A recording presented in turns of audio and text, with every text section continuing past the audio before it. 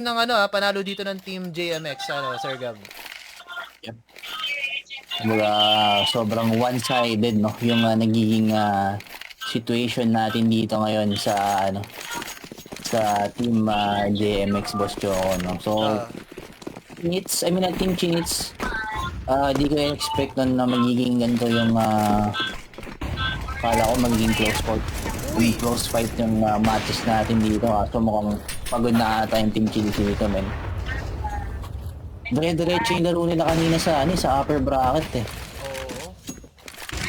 Laki pa naman ng prize pool natin dito. Talagang pagpupuyatan mo to. Di ba? Yep. Medyo pumagal yung laro natin, Sir Gav. 4 versus 5 situation. Lamang dito ang Team Chinits.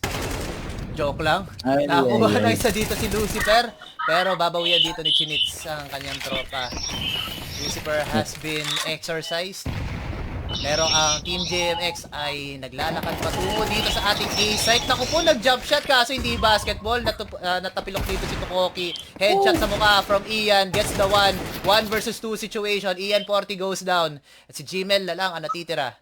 72 HP. Naka-AK. Pwede ka mag-reload, pre. 14 bullets na lang yan.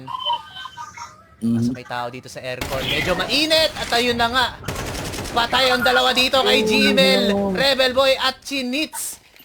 Pinadapa and Team JMX are now on match point. Imagine na, Sir Gab, 1 versus 3 yon dun sa mismong B-site natin. Kaso, nag-audition sila kay Gmel.